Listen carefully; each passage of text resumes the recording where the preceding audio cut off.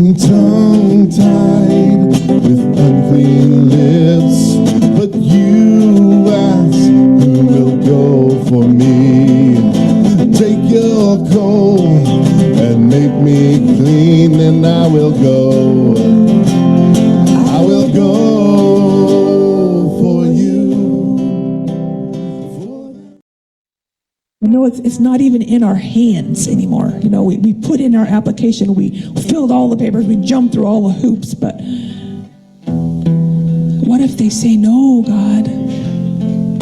Did I miss a step somewhere? Or this really, the theme of my life for really a couple years has been surrender. You know, there's that lifelong dream. It was a God dream. The Lord put that desire in me. But Lord, it's yours. The timetable, what? That was definitely not my timetable. You know, being vulnerable in that application process, leaving 3 of our children, particularly while we were in the waiting process, because it's been a while getting here. We spent 3 months in Italy, and our daughter kind of crashed, and she kind of tanked emotionally while we were gone, and we're like, oh, Jesus. Lord, our children are yours. For John Mark, you got to hear him talk about having to release what the Lord had given him, his desire to pastor.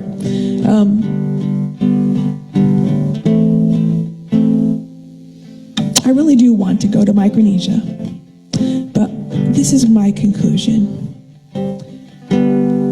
I think that the Lord's call wasn't really about a destination. I think the Lord called me to journey with him.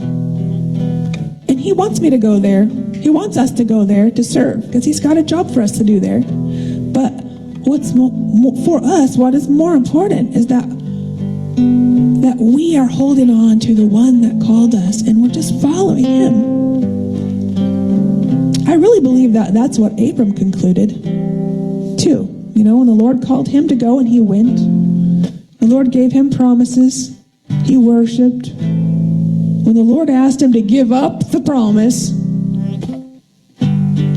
he valued the God that called him more than he valued the promise. Yeah?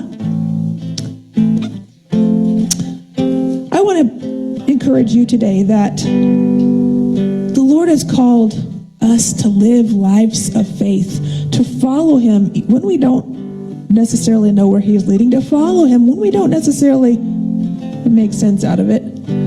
He's called us to walk with him in a life of faith, in absolutely surrendering even the good things, the good calls and the heart's desires, not just stuff, hard things.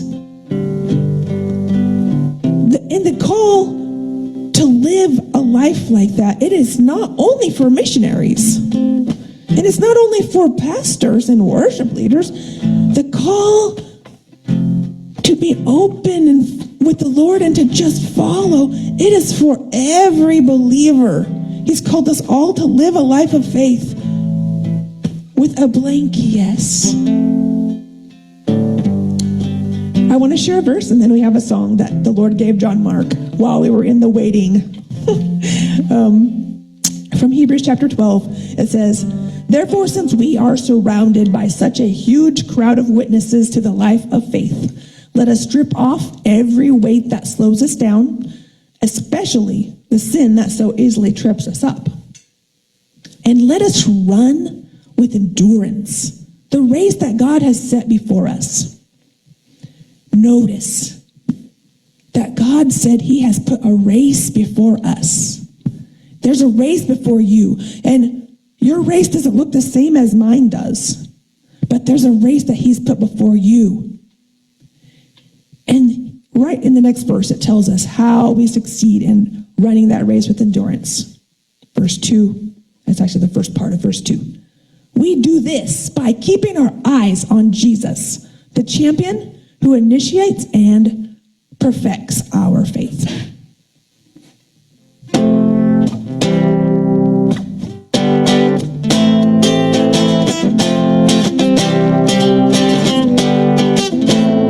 I am tongue-tied with unclean lips, but you ask who will go for me. Take your coal and make me clean, and I will go. I will go for you, for them. I will go with sin, announcing your kingdom. I will love, I will serve with a heart of compassion. Put your love into action to the ends of the earth, to the far-flung islands. I will go. I will live my life with open hands. You can take everything, show me where. I'll pack my bags and I will go. I will go for you, for them. I will go where you send, announcing your kingdom. I will love, I will serve with a heart of compassion. I'll put your love into action to the ends of the earth, to the far-flung islands. I will go. I will sing your praise until all have heard the greatness of our God. And I'll tell them how Jesus died for them and rose again, conquering evil.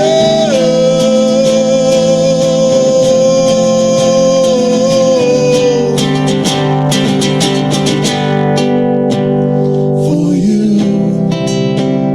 for them,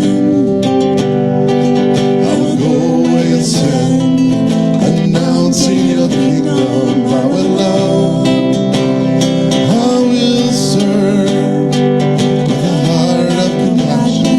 Put your love into action. For you, for them, I will go where you send, announcing your kingdom. I will love, I will serve with a heart of compassion. I'll put your love into action to the ends of the earth, to the far-flung islands. I will go.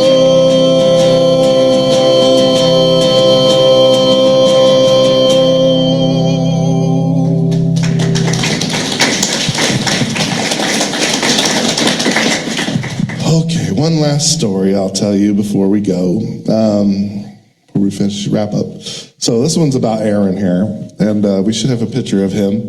But Aaron was, when we first started itinerating, he had just gotten his learning permit for driving.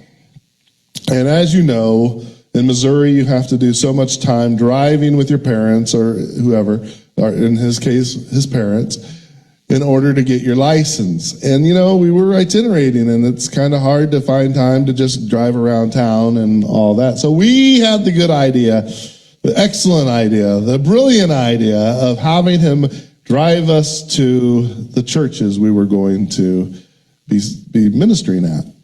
And that served two purposes. One purpose was that allowed us to get his driving time in. And the second purpose was it put us in an attitude of prayer on the way to church. And I don't know about you, but in our car, they have it's a Christian car because it has prayer handles installed in it.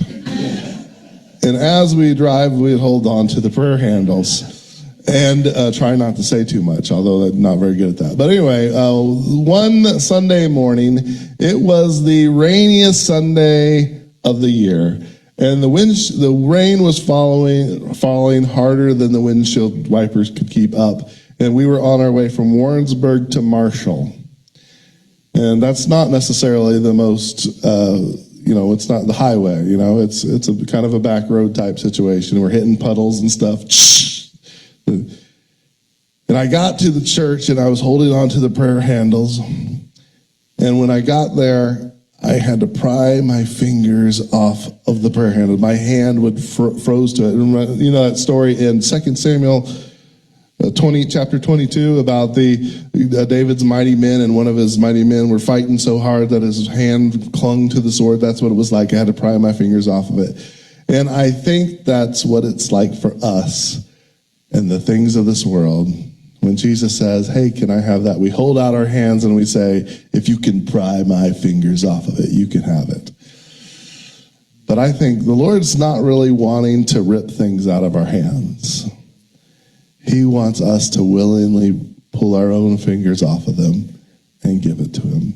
And so that's just kind of how I'd like to, if we can, just together, if you would close your eyes, hold out your hands wide open before the Lord and just say, Lord, like Paul, I give you everything. And if there be anything, if there's something, maybe the Lord's already been dealing with it. He's been kind of poking at something saying, hey, can I have that? If there's anything that's like that, or maybe right now he's going to bring it to your mind as you're sitting here with your hands open and he says, can I have that? Now's the opportunity to just open your fingers, to pry your fingers off of it and say, yes, Lord, even that. Maybe you even feel the need to come to the altar and just put it on the altar, what the Lord's given to you. For me, it was a pastoral position. For Oshiana, it was giving up being a missionary until the Lord's time. For both of us, it's our kids. We're leaving our kids, 3 of our kids behind, only Isaac's going with us, and we're having to let them go, even though one's getting married, one's graduating college, one's just now graduating high school. We're having to let them go. What is it that the Lord is asking you to take your fingers off of and let it go and give it to him? I will serve with a heart of compassion. I'll put your love into action to the